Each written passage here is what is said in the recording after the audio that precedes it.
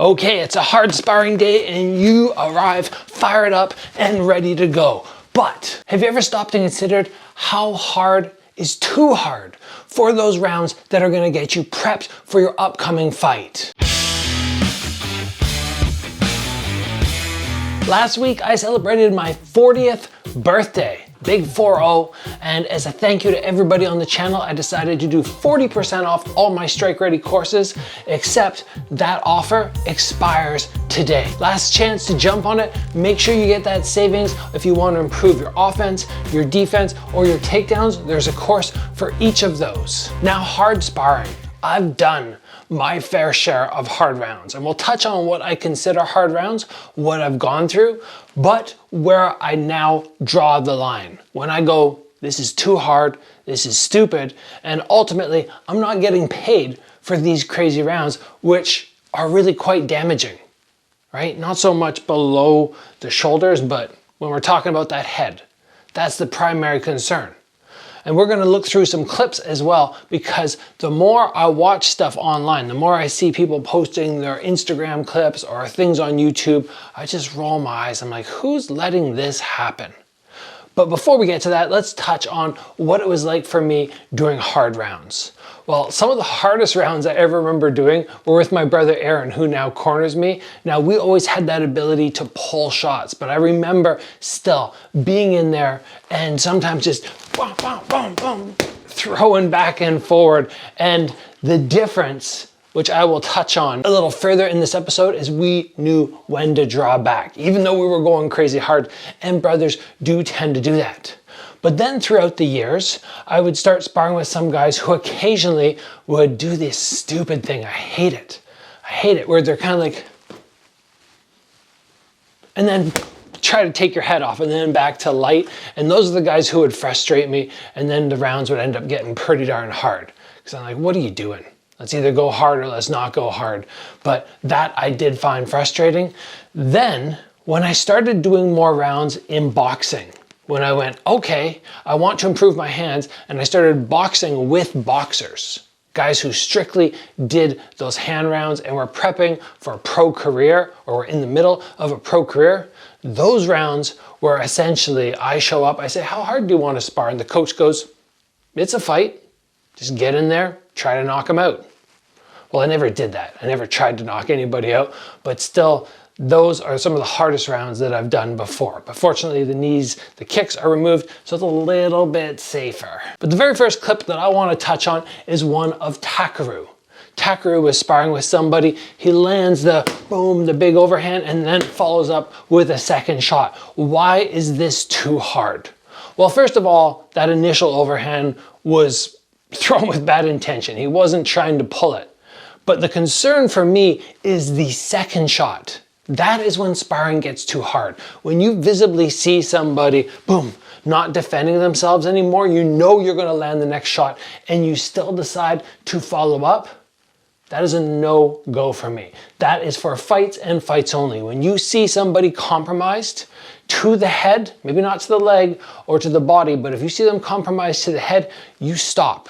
You check, you make sure they're gonna be okay, because that young gentleman who got hit twice by Takaru, who knows how long it took him to recover.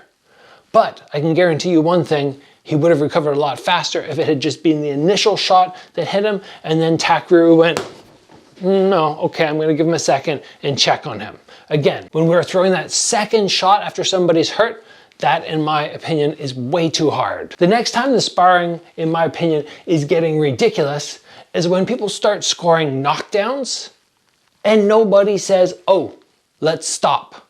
Let's let you get checked. Make sure everything's okay. Realistically, you shouldn't be sparring the rest of the day if you just did get knocked down. But in this clip here, we see the dude land a left hook to his opponent's head. The guy drops. He gets back up and he puts his hands up and he's kind of bouncing, but he doesn't look very stable on his feet. He looks like he's got those stiff legs and he's a little wobbled at the same time. And there's no way, in my opinion, that somebody should get knocked down. First of all, not even receive the 8 count. Like, he just went down and got back up. So he didn't even get his full 8 or 10 count. And then on top of that, who knows what happens after, right? Maybe he gets knocked down a second time. When somebody gets knocked down in the gym, we should be going, okay, you're done for today.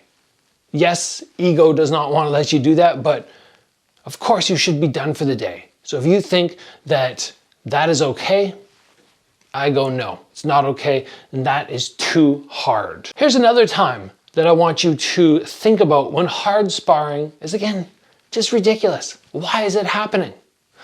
If I'm sparring somebody who's around this height, let's say he's around the same build, he's the same height, then sure, I can go what I consider hard, and as long as the skill level is not massively different, okay, maybe we'll allow it. When I'm sparring somebody who's down here, let's say I'm sparring a girl who's 5 foot, why in the world am I still doing hard sparring? And I've seen this so many times. Tall guys who just completely outsize either really small guy fighters or female fighters, and they're still going like, doing stuff like that. What the heck? Imagine if a guy who's 6'8" came in and sparred with me and he was trying to rip my head off. I don't think I'd be very impressed. And that is a time when hard sparring is far too hard. Somebody could get really hurt, and it's just not a fair matchup, because that is why we have weight classes. Now, there are a few techniques that just, in my opinion, should not be thrown. Hard, crazy hard. When we're thinking about gloves, we have some cushion, we have some padding, and while you can still damage somebody, of course, like this, the chance of you cracking an orbital bone or breaking a nose or something like that is going to be very small. But when people start grabbing and busting in knees to the head or putting full powered spinning side kicks with the heel, which can break ribs, when we start doing that kind of stuff at full power and we don't consider the danger of each technique we're throwing, it's too hard. I should be able to come forward and kind of throw a hard teep because it's the ball of the foot and it's going to be right up the center, and just know, okay, that's not going to break a rib. But if I'm coming around with a spinning side kick or a hard knee, which might be placed off to the side, I should know I might crack something. So when I throw my spinning techniques, or when I throw something like a spinning hook kick, I know that if I land it, it's going to be heel to the jaw. I could break a jaw.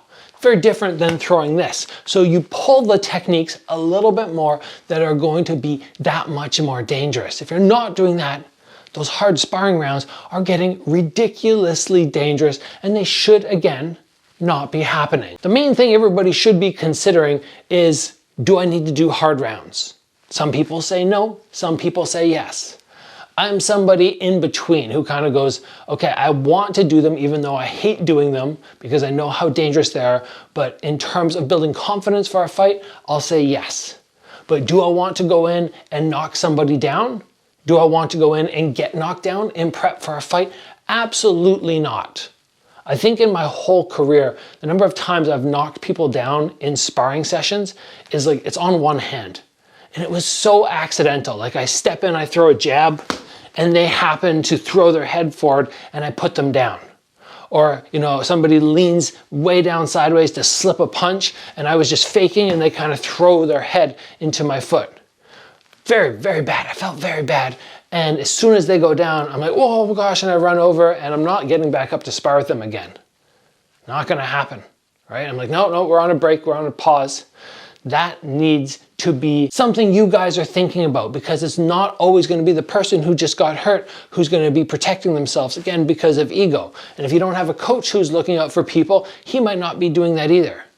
So you want to be extra smart, extra safe, and extra cautious of everybody in the gym to make sure that knockdowns are not happening. But to me, I have no interest in sparring with the intention of knocking people down, and I recognize that throwing hard hands can absolutely do it, but I recognize even more that, you know, a round kick, I got a shin pad on, there's some protection.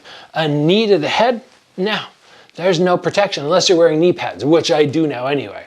I do wear my knee pads. Elbows, if you're sparring with them, for me, it's never a follow through. I'm never gonna jolt somebody. I was watching something the other day with Jeff Chan where he got elbowed in the face in a sparring session. What the heck? That's brutal. Even if the dude has elbow pads, because those things can slide so easy. So these ones, yeah, they can be okay. Something like this where it's actual bone against their body, yeah, I gotta pull back too hard. My opinion, guys, and my opinion only, but it's something I wanted to share with you today.